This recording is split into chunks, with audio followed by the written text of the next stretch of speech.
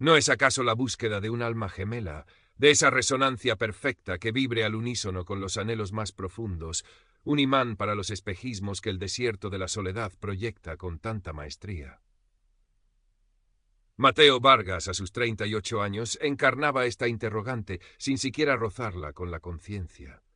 Su vida transcurría entre los venerables muros de la Universidad Complutense de Madrid, donde impartía clases de literatura comparada, y la penumbra acogedora de su apartamento en el barrio de las Letras, un santuario empapelado de libros y silencios. El eco de un amor pasado, tan intenso como una égloga de Garcilaso y tan fugaz como sus versos, aún resonaba en los rincones de su memoria, dejándole una persistente melancolía y una aversión a los vínculos superficiales. Su hermana menor, Clara, diseñadora gráfica de mirada lúcida y afecto terrenal, era su único contrapunto. Su lazo con una realidad que Mateo a menudo sentía ajena a sus anhelos más cervantinos. Fue una de esas tardes madrileñas en que el otoño despliega su paleta de ocres y el aire se carga de una promesa de introspección. Cuando Mateo, tras leer un ensayo sobre las nuevas cartografías del afecto en la era digital, se aventuró, con más escepticismo que esperanza, en el laberinto virtual de Anima Conecta. La aplicación, con su promesa de emparejamientos basados en la afinidad cultural, le pareció al menos trivial que otras. Descartó perfiles que rezumaban la impostura de un personaje mal construido, diálogos que se ahogaban en la banalidad, hasta que un nombre capturó su atención: Isabella Rossi. Se describía como italiana, fotógrafa con estudio en Sevilla, un alma trashumante con una erudición que saltaba de Rilke a Lorca, de Tarkovsky a Almodóvar, con una naturalidad que a Mateo le pareció simplemente deslumbrante. Su primer mensaje fue una cita de Borges. ¿No es sorprendente que el tiempo, esa sustancia de la que estamos hechos, sea también el instrumento de nuestra desaparición? Mateo sintió una sacudida, la infrecuente certeza de haber encontrado al fin un interlocutor a la altura de sus propias divagaciones. Las fotografías de Isabella eran un estudio de la ilusión, un contraluz en el puente de Triana, la melena oscura ocultando parcialmente un rostro en una librería de viejo en Florencia.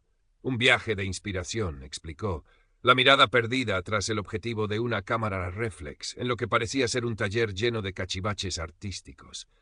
Argumentaba una timidez selectiva, una aversión al exhibicionismo digital que Mateo, lejos de considerar sospechoso, interpretó como un signo de distinción, de una sensibilidad que se resguardaba de la estridencia del mundo.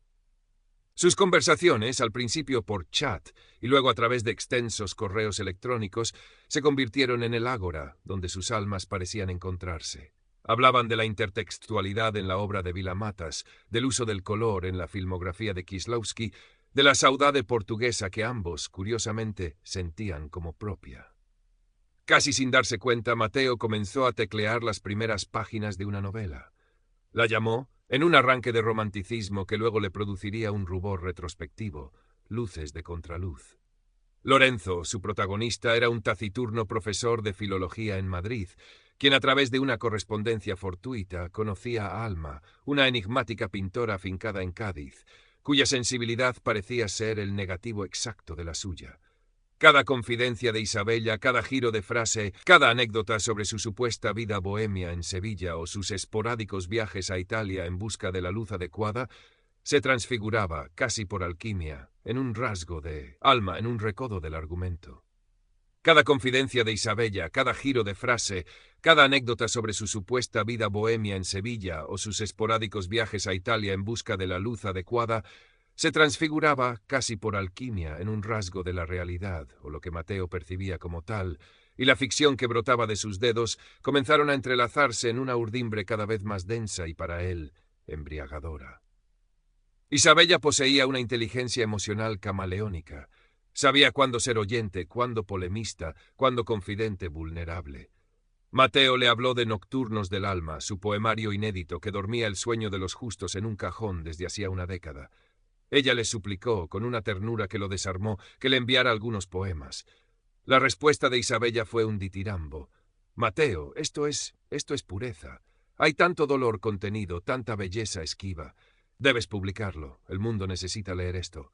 Mateo sintió que sus mejillas ardían. Nadie, nunca, había comprendido así la esencia de sus versos. Le habló de su proyecto fotográfico actual, Sombras del Alcázar, una serie de retratos conceptuales sobre la memoria y el olvido en los jardines sevillanos. Mencionó como al pasar las dificultades para conseguir una beca que le permitiera adquirir un equipo de iluminación específico y cubrir los costes de una posible exposición en una pequeña galería de vanguardia en el barrio de Santa Cruz. Clara, durante una de sus visitas semanales al apartamento de Mateo, visitas que incluían una inspección velada de la nevera y un interrogatorio amable sobre su vida social, captó la inflexión nueva en la voz de su hermano cuando hablaba de Isabella. ¿Y esta musa sevillana tiene algún defecto o es una aparición mariana con réflex?, bromeó, mientras ordenaba una pila de libros que amenazaba con derrumbarse. Mateo sonrió, una sonrisa que no llegaba a disipar la ensoñación de sus ojos. Es especial, Clara. Realmente especial. Especialmente esquiva con las videollamadas, por lo que veo, replicó Clara, que ya había oído la letanía de excusas, la mala conexión en su estudio del centro histórico, el portátil anticuado, la luz terrible de la tarde sevillana. Hermano, solo digo que tengas cuidado. En Internet todo el mundo puede ser quien quiera ser. Mateo suspiró. La eterna pragmática. ¿Cómo podría Clara entender la profundidad de una conexión que trascendía lo físico, que se tejía en la urdimbre invisible del intelecto y el espíritu? En Luces de Contraluz, Lorenzo también tenía que lidiar con el escepticismo de su hermana Beatriz, una abogada con los pies demasiado anclados en la tierra. La vida a veces parecía empeñada en ofrecerle a Mateo los mismos personajes secundarios. La primera solicitud de ayuda económica llegó con la delicadeza de una flor venenosa. Mateo, amor mío, no sabes la vergüenza que siento al escribirte esto, comenzaba el correo electrónico, adornado con una cita de Safo sobre la fragilidad. La galería donde iba a exponer Sombras del Alcázar, una galería pequeña pero con mucho prestigio en el circuito independiente, me pide de repente una fianza para asegurar las fechas. Una nimiedad, 800 euros, pero con la beca que solicité aún en el limbo burocrático y mis ahorros invertidos en material. El mensaje continuaba con una letanía de disculpas, autoacusaciones de mala gestión y una descripción conmovedora de lo que significaba para ella esa exposición. Adjuntaba un documento PDF con el supuesto contrato de la galería, membrete incluido. Mateo sintió una punzada. No era por el dinero en sí, sus ahorros, aunque no cuantiosos, podían cubrirlo. Era por la sensación de que algo, una nota ligeramente disonante, se había introducido en la sinfonía perfecta de su relación. Pero la imagen de Isabella, de su talento luchando contra la adversidad, de la injusticia de que un artista tan sensible tuviera que mendigar por una oportunidad, barrió cualquier atisbo de duda. Hizo la transferencia. La respuesta de Isabella fue un torrente de gratitud casi operístico. «Has salvado mi arte, Mateo. Has salvado una parte de mi alma. No sé cómo podré pagártelo nunca». Mateo se sintió henchido, un moderno Lorenzo de Medici. En su novela, Lorenzo no solo ayudaba económicamente a Alma, sino que también le proporcionaba el apoyo emocional para que ella se atreviera a mostrar su obra al mundo. La frontera entre su vida y su ficción se volvía cada vez más porosa. Los meses que siguieron fueron una espiral ascendente de intimidad digital y un descenso igualmente vertiginoso en la cuenta corriente de Mateo. Isabella era un sol alrededor del cual orbitaba su existencia. Sus mañanas comenzaban con un buongiorno, amore mío en el chat, y sus noches se cerraban con un intercambio de susurros virtuales cargados de promesas. Hablaban de alquilar una casita en la Sierra de Aracena para una escapada romántica, de un viaje a Lisboa para perderse por las calles de Alfama escuchando fados, de la posibilidad cada vez más tangible en la mente de Mateo de que él solicitara un traslado a la Universidad de Sevilla. «Imagina, Mateo», le escribió ella, «nuestras tardes en el estudio, tú escribiendo tu novela, yo revelando mis fotos, el olor a azahar entrando por la ventana». Las solicitudes de dinero se sucedieron, cada una más urgente y justificada que la anterior, siempre envueltas en una narrativa impecable de mala suerte artística y obstáculos burocráticos. Un objetivo para su cámara, esencial para capturar la luz crepuscular de Itálica, que se había estropeado irremediablemente.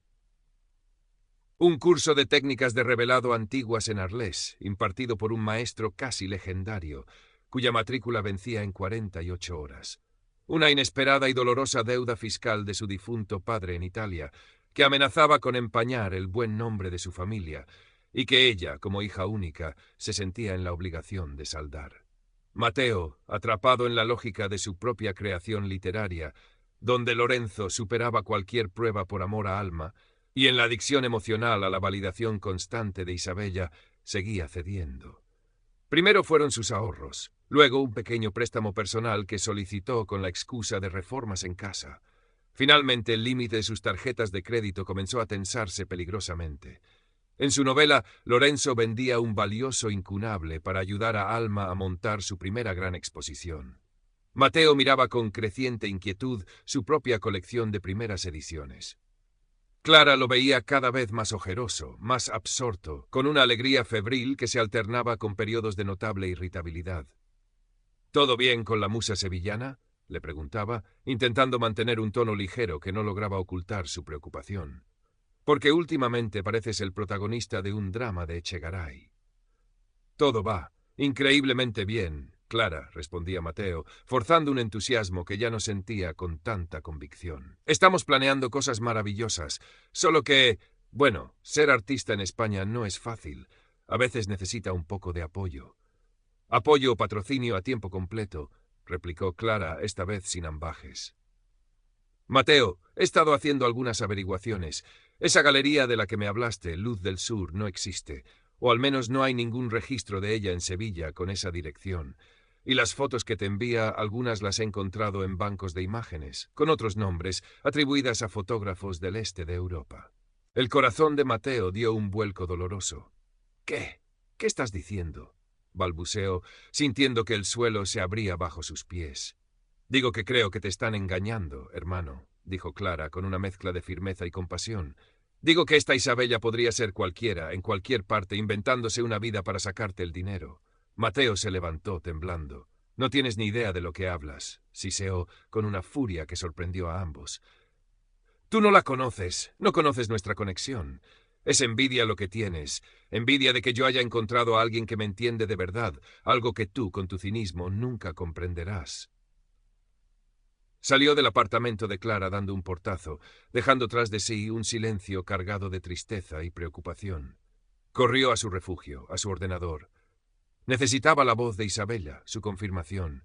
Le escribió un mensaje frenético, lleno de angustia y de una incipiente duda que lo aterrorizaba. La respuesta de Isabella fue inmediata, un bálsamo de palabras cuidadosamente elegidas.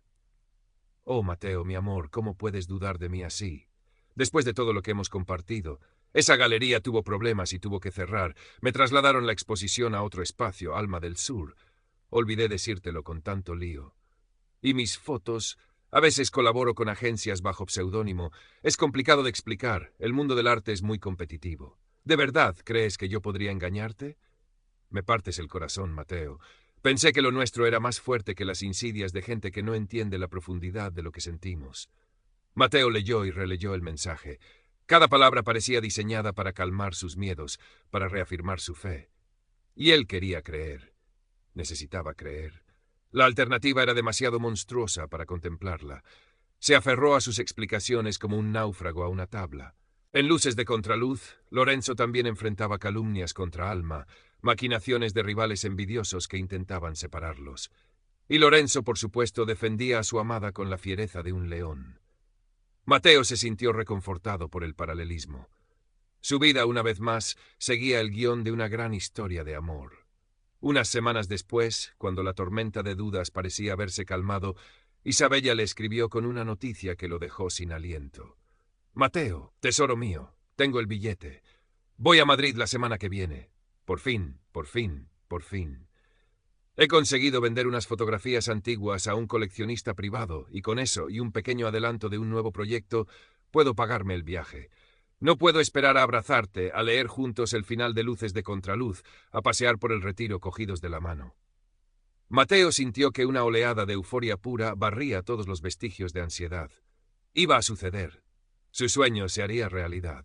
Comenzó a hacer planes febriles. La llevaría a sus rincones favoritos de Madrid, a los cafés literarios, al Museo del Prado, para ver los negros de Goya que tanto la intrigaban. Limpió el apartamento a fondo, compró flores frescas, incluso ensayó algunas frases de bienvenida frente al espejo. La novela estaba casi terminada. Solo faltaba el epílogo, ese capítulo final donde Lorenzo y Alma, tras superar todas las adversidades, comenzaban su vida juntos. Esperaría tener a Isabella a su lado para escribirlo. Su presencia sería la inspiración definitiva. La víspera del supuesto viaje, el teléfono de Mateo sonó a las 2 de la madrugada. Era un número desconocido, internacional. Contestó con el corazón en un puño. Una voz de mujer, ahogada por los sollozos, apenas reconocible como la de Isabella, balbuceó una historia terrorífica. «Mateo, oh Dios mío, estoy en el aeropuerto de Roma, una escala. Me han robado todo. El bolso, el pasaporte, el dinero, el billete. Estoy sola, no conozco a nadie, la policía no me ayuda. Necesito dinero para un nuevo billete y para poder salir de aquí. Por favor, Mateo, por favor. Eres mi única esperanza». Mateo escuchaba, paralizado por el pánico. La imagen de Isabella, sola y desvalida en un aeropuerto extranjero, se superpuso a la de Alma, su heroína de ficción, enfrentando el peligro con valentía. «Cálmate, Isabella, cálmate», logró decir. «¿Cuánto necesitas?» La cifra que ella susurró entre lágrimas era astronómica, el equivalente a varios meses de su sueldo. Todo lo que le quedaba eran sus tarjetas de crédito, ya al límite, y su colección de libros. Su mirada se dirigió a la estantería, al ejemplar del Quijote de la edición de Ibarra, el tesoro de su biblioteca. Colgó el teléfono con la promesa de que haría lo imposible. No durmió en toda la noche. Al amanecer, con los ojos enrojecidos y el alma en vilo, se dirigió a la librería de viejo más prestigiosa de Madrid. El librero, un anciano erudito que conocía el valor de cada joya bibliográfica, examinó el Quijote con respeto casi reverencial. La oferta, aunque generosa para el mercado, le pareció a Mateo una miseria comparada con la angustia de Isabella. Aceptó. Con el dinero en efectivo en un sobre, corrió a una oficina de transferencias internacionales. Envió la cantidad solicitada a una cuenta en un país del este de Europa, a nombre de un intermediario que Isabella le había indicado entre sollozos, un amigo de un amigo que puede ayudarme a mover el dinero rápido. Esperó. Las horas se arrastraban con una lentitud agónica. No hubo confirmación de la recepción del dinero. No hubo llamada de Isabella diciendo que estaba a salvo, que había comprado un nuevo billete. Su teléfono, el número desconocido desde el que había llamado, ahora estaba apagado o fuera de cobertura. Los mensajes que Mateo enviaba al perfil de Anima Conecta, que milagrosamente seguía activo, aunque sin la foto de perfil habitual, quedaban sin respuesta. Fue Clara quien lo encontró 3 días después en su apartamento, sumido en un estupor catatónico. La casa estaba a oscuras, el suelo cubierto de papeles, borradores de su novela, facturas impagadas, extractos bancarios con saldos en rojo. Mateo apenas reaccionó a su presencia. Clara, con el corazón encogido, comenzó a reconstruir el rompecabezas. Vio el hueco en la estantería donde antes reposaba el Quijote de Ibarra. Encontró el resguardo de la transferencia. Conectó los puntos. Esta vez no hubo reproches, solo un abrazo largo y silencioso, un ancla en medio de la tempestad. Clara se encargó de todo. Contactó con la policía, con la unidad de delitos informáticos. Presentaron una denuncia. Sabían que las posibilidades de recuperar el dinero eran ínfimas, que Isabella Rossi era solo una más de las 1000 máscaras de un estafador profesional, probablemente a miles de kilómetros de distancia, ya buscando a su próxima víctima. Mateo tardó semanas en salir del shock. La vergüenza era un ácido que le corroía por dentro. ¿Cómo había podido ser tan ciego, tan estúpido? Él, el profesor de literatura, el analista de narrativas, engañado por la más burda de las ficciones. El dolor por la pérdida económica era agudo, pero palidecía en comparación con la herida narcisista, con la sensación de haber sido profanado en lo más íntimo de su ser, su capacidad de amar, de creer, de soñar. Luces de Contraluz quedó inconclusa. El archivo digital acumulaba polvo virtual en una carpeta olvidada de su ordenador. La sola idea de abrirlo, de releer aquellas páginas donde había volcado tanta esperanza, tanta ilusión fabricada, le provocaba náuseas. Los meses se convirtieron en un año. Mateo siguió dando sus clases, pero algo en él se había quebrado. Su voz sonaba más mate, su mirada, antes soñadora, ahora estaba velada por una capa de cinismo que él mismo detestaba, pero no podía evitar. Evitaba las relaciones, rehuía cualquier atisbo de intimidad. El fantasma de Isabella, o mejor dicho, el fantasma de la idea de Isabella, lo perseguía. Una tarde, ordenando viejos papeles, encontró el manuscrito de Nocturnos del alma, su poemario juvenil. Lo abrió con desgana. Y entonces, releyendo aquellos versos escritos con la torpeza y la sinceridad de una primera juventud, algo hizo clic. Eran poemas sobre la soledad, sí, pero también sobre la búsqueda, sobre la fragilidad de la esperanza. Eran imperfectos, ingenuos, pero eran suyos, eran auténticos. Esa noche, por primera vez en mucho tiempo, Mateo encendió su ordenador con un propósito diferente al de corregir exámenes o preparar clases. Abrió un documento nuevo.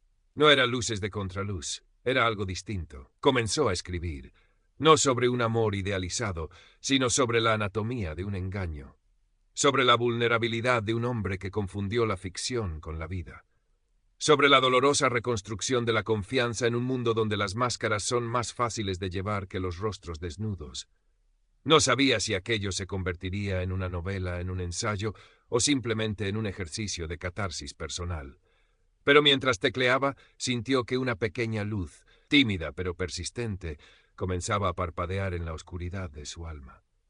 La factura de la realidad había sido brutal, pero quizás, solo quizás, entre los escombros de su corazón estafado, estaba naciendo un nuevo tipo de escritor, uno que ya no buscaba la perfección de los sueños, sino la imperfecta y a menudo dolorosa verdad de la experiencia humana. Clara, que había aprendido a leer los silencios de su hermano, vio un día el brillo incipiente en sus ojos y supo, sin necesidad de palabras, que Mateo, de alguna manera, estaba empezando a encontrar el camino de regreso a sí mismo. El viaje sería arduo, pero ya no caminaba a ciegas por el laberinto. Llevaba consigo la luz temblorosa de una lección aprendida en la más amarga de las escuelas.